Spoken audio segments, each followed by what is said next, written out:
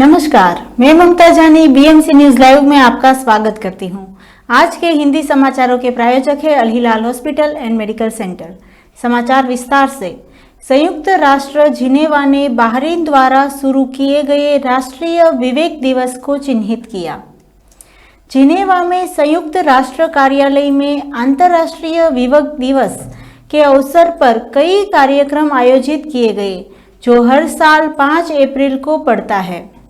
विभिन्न पृष्ठभूमि की प्रमुख हस्तियों, कई देशों के कई स्थायी प्रतिनिधियों, आध्यात्मिक नेताओं, कवियों, कलाकारों, लेखकों, शिक्षाविदों और नागरिक समाज के अन्य हितधारकों ने उत्सव में भाग लिया।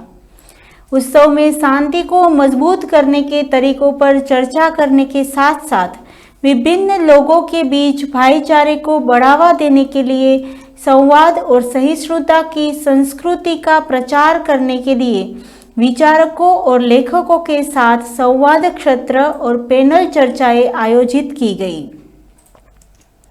पीएम मोदी के दौरे का पड़ा है गहरा असर, लक्षद्वीप पर्यटन अधिकारी।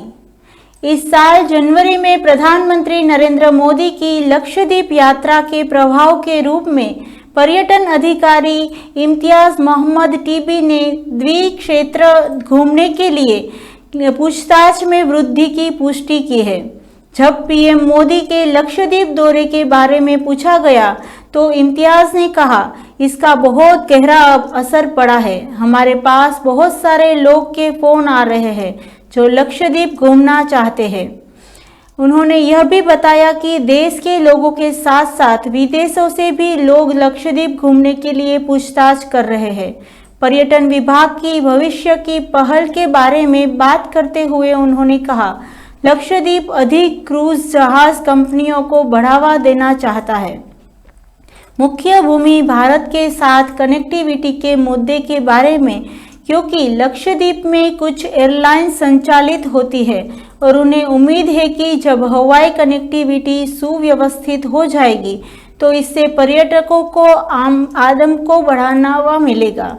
इस बीच मुंबई के एक टूरिस्ट अमन सिंह ने कहा, हम कब से लक्षद्वीप जाना चाहते थे, लेकिन इस द्वीप से कई मिथक जुड़े हुए हैं। लेकिन अब पीएम मोदी के लक्षद्वीप दौरे के बाद यहां जा पाना मुमकिन लग रहा है।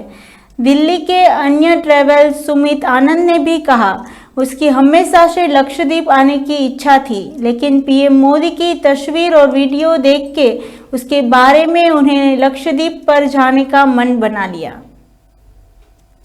चीन एआई की मदद से भारत के आम चुनाव को प्रभावित करने की तैयारी में, माइक्रोसॉफ्ट ने किया बड़ा दावा।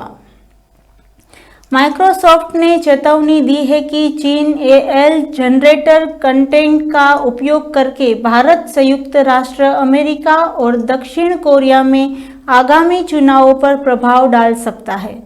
यह चेतावनी तब आई जब चीन ने ताइवान के राष्ट्रपति चुनाव के दौरान नतीजे को प्रभावित करने के लिए एआई का प्रयोग कर परीक्षण किया था।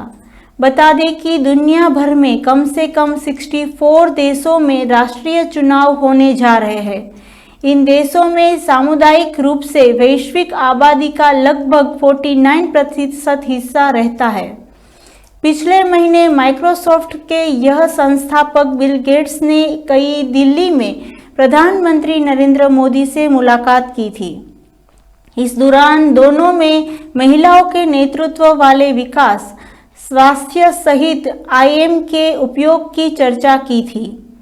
माइक्रोसॉफ्ट के थ्रेड इंटेलिजेंस टीम के अनुसार चीन समर्थित साइबर समूह उत्तर कोरिया की मदद से साल 2024 के लिए निर्धारित कई चुनावों को निशाना बना सकता है।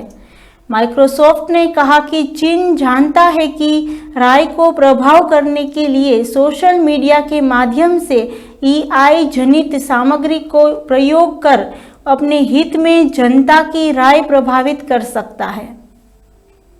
आगे बढ़ने से पहले हम लेते एक छोटा सा ब्रेक और मिलते हैं कुछ खास खबरों के साथ।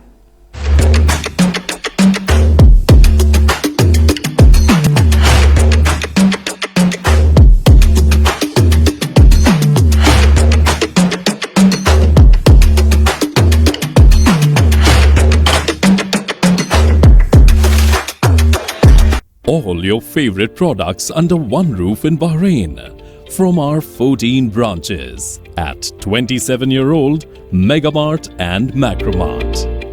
Bakery,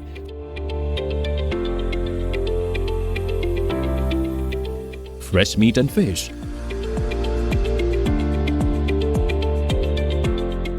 fruits and vegetables,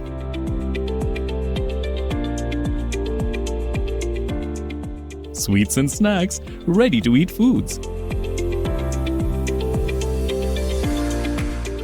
dairy products, grocery or consumer goods. To have a wonderful shopping experience, please visit your nearest Megamart Macromart branch. Megamart and Macromart, full of goodness.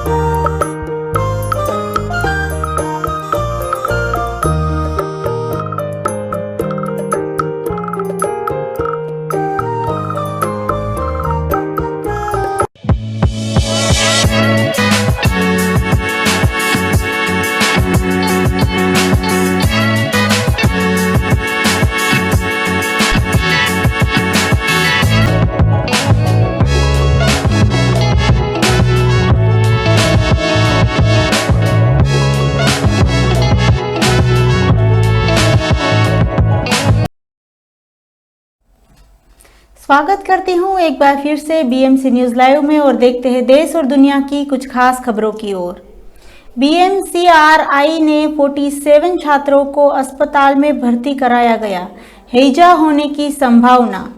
Bengaluru से आए सूत्रों के अनुसार Bengaluru medical college and research institute को 47 छात्रों को दस्त और निर्जलीकरण की शिकायत के बाद अस्पताल में भर्ती कराया गया।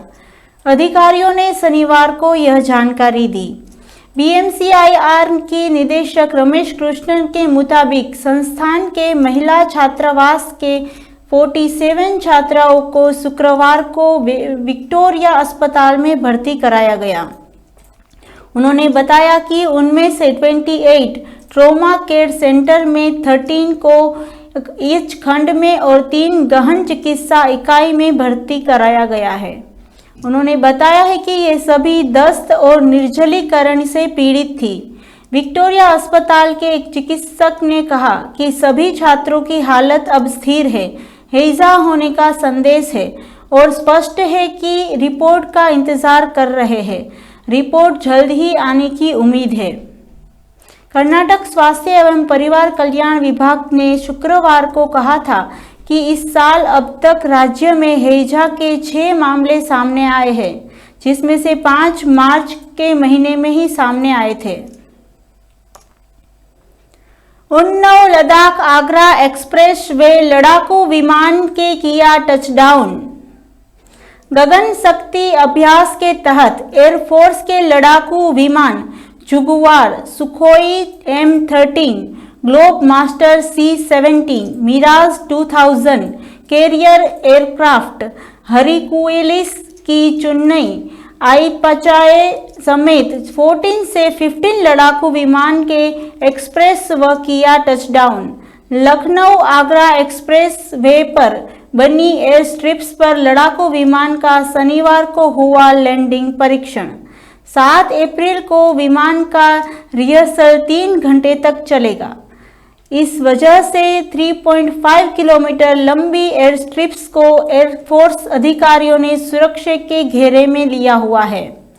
इस दौरान यहां आम आदमी की एंट्री बंद रहेगी और कार्यक्रम में भी आम इंसानों की एंट्री पर पाबंदी रहेगी।